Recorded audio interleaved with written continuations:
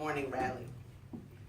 When Hotwire editor Tony Armstrong asked me if I'd be willing to do an article about the 1997 March on Washington, specifically the Third World Rally, and what it meant a year later, I quickly said yes, no problem. No problem indeed. Since that phone conversation, I have paced a quarter-inch groove in my studio carpet, chewed enough toothpicks to make a 3-year-old redwood tree, and generally became a royal expletive deleted. Looking back to the march conjured up all the mixed emotions that existed for me then. That sense of having traveled so far, yet having so far to go, while at the same time passing by lush meadows and crystal blue lakes that entice one to stop and rest and abandon the journey. The circumstances that brought me to Washington on that cold October day have given me cause to worry. I received a phone call from Pat Norman, who was serving as one of the national co-chairs of that march. It seemed that Pat had been doing battle. The power that be, the individuals responsible for the logistics of the march, who we shall hereafter refer to as the GOB, the real good gay old boys, had once again overlooked the participation of third world people. A compromise was made and the morning rally was the result. Pat Norman sounded tired on the phone that afternoon. Parker, I want you heard, she told me. These people need to hear what you have to say. I agreed to come to Washington, but I was conflicted in 1970, and a few other women had made forays into the male-dominated gay liberation movement. The goal was unity and coalition. The result, frustration, anger, and rage. There were certain factors that we as lesbians had not considered. One, that men, not unlike women, came to the gay life for different reasons. Some because they love their same sex, others because they hate the opposite sex. Two, that a white gay man in the closet enjoyed all the privileges of this patriarchal society, and he was not about to give them up easily.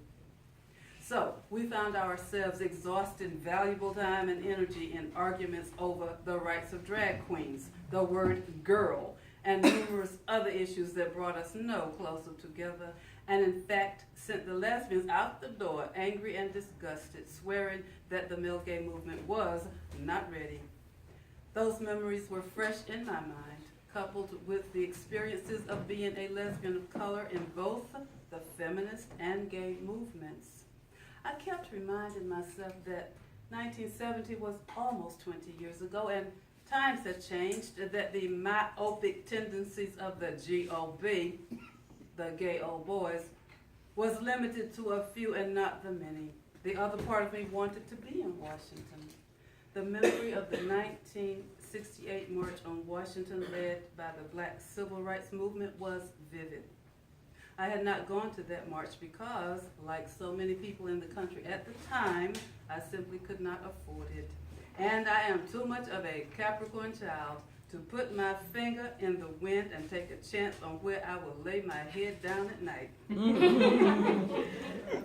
Yet, what I was well aware of, I was well aware of the ramifications of participating in an event of that magnitude.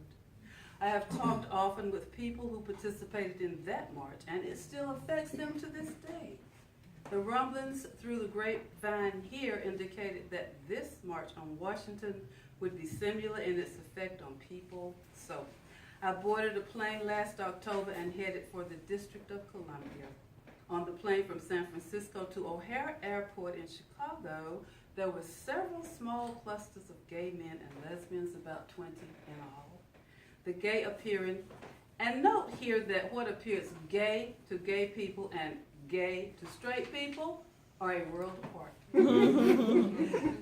The gay service representative who took our tickets handed them back with a knowing smile and said, "I know where you going." Switching planes in Chicago and boarding the flight to Washington drastically changed the numerical makeup of the passengers. Now the plane was approximately 25% gay, and the somber passengers who read their books and magazines between San Francisco and Chicago started exchanging names and learning the place of origin of their sister and fellow passengers. The mood lifted and the excitement and anticipation permeated the atmosphere. Washington, D.C. was packed. Gay men and lesbians were everywhere. The proportion of men to women, however, seemed to me greatly imbalanced, pointing up once again the great difference in the economic realities between men and women. That same economic imbalance was evident in the proportion of whites to people of color. In spite of this, the feeling of community and power was covering the city like a comforter. Washington was, for those few days, a gay town.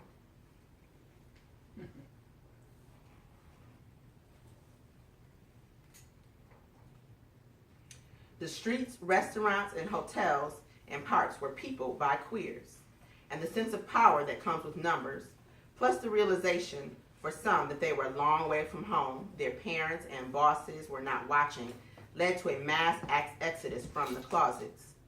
People blatantly walked, strolled, and strutted through the streets of our nation's capital, holding hands, arms, and shoulders with no fear. No turning of hands to spot the enemy. And the enemy was silent. The occasional bold soul who dared to scream out faggot or queer was immediately surrounded by bodies screaming back, yeah, and what are you gonna do about it? The sense of power was infectious. I flashed back to a time early in the movement when the idea was put forth of founding a lesbian state, a place where we could live in peace without closets, all right? And at that time, I said, no way. I was not prepared to live in a totally lesbian state because in the gay movement, I was still invisible. Although I feel more visible today, I still believe that no minority can make major change alone. And when we're joined together, we create power blocks and become a force to be reckoned with. And to those in the early days who were aware of people of color, many equated third world lesbians with violence, drugs, booze, hustlers, and poverty. In speaking of the feminist and lesbian feminist movements, many still say they are white women's movements. Yet I was there and have never been white.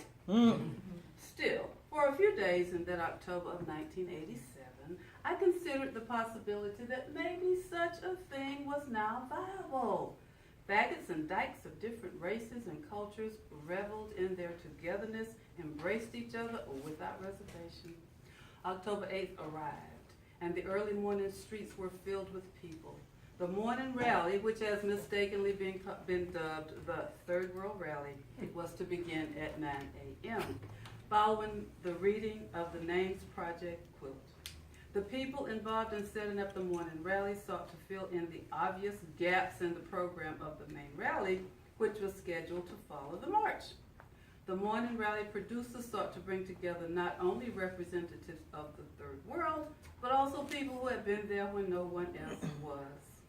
A major criticism that can be leveled against our movement today is our glaring failure to teach our history to those who follow and to honor those who stand alone. I was honored to share the stage with early activists such as Morris Knight and Buffy Dunker. I went to Washington knowing that Pat Norman had not asked me to come just because she liked my poetry, but because she knew that back in the late 60s and early 70s, I took my words into church and bars, coffee houses and parks, and I said, I am black and I am lesbian. I am proud of both and not willing to compromise either. Pat Norman knew that I had stood alone. So, I was filled with mixed emotions that day. I was exhilarated by the signs of hundreds of thousands of lesbians and gay men gathering to march through the streets of Washington. I was honored when Pat took my hand, led me to the front of the march, and said, you march here, you deserve it. Yet, I was saddened by the fact that so many who deserved to be there were not. As I walked through those streets filled with pride, I couldn't help but ask, where is Judy gone? She was there in the early 70s breaking new ground. Why is she not here? As I watched the main rally, I was thrilled to see people like Whoopi Goldberg risking the wrath of the neo-fascists in our midst and risking monetary losses and damage to her career. But where was Audre Lorde? She did the same thing almost 15 years ago. As I watched performer after performer take the stage, I could not help but remember Paul Mariah, a white gay man who took his poems to the straight poetry readings, the only forum available, and tolerated the polite indifference of his peers to the pain and isolation chronicled in his work. Despite what was missing, I could not help but feel pride as I watched an event unfold that had been a dream. I could not help but leave Washington filled with hope and expectation of what was to follow. I knew that so many of those people who had never dared to leave their closets would find it extremely difficult to go back into them when they returned home. I knew that so many of the doubts and mistrust of various gay groups towards each other had been broken down. I knew that hundreds of thousands of lesbians and gay men, buoyed by the energy of that march, had left that town filled with the commitment to continue the struggle for change. I believed that the straight world had best braced itself, for returning in its midst was an army of people who not only believed but knew that they had the right to exist and live their lives openly and without shame. So when Tony asked me to write this article, I thought, no problem. Then I began to think, where are they? What happened to all that energy and commitment? I attended a national conference of Black lesbians and gays in Los Angeles last February and was appalled to learn that the opening session of the conference, the only lesbian scheduled to speak, was a woman doing a slideshow. I listened to black gay men tell with a great deal of anger of their battles with white gay men over who should control the pitiful allotment of AIDS funding. I am buoyed by the knowledge that lesbians in the Bay Area are forming blood drives to give blood to AIDS patients. Still, I have to ask my gay brothers some questions.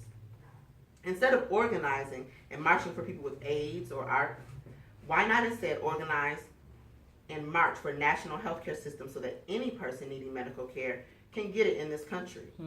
And if tomorrow I call a march to raise funds to fight cancer, which is decimating my lesbian community, will gay men be there? Stop. We're going to stop.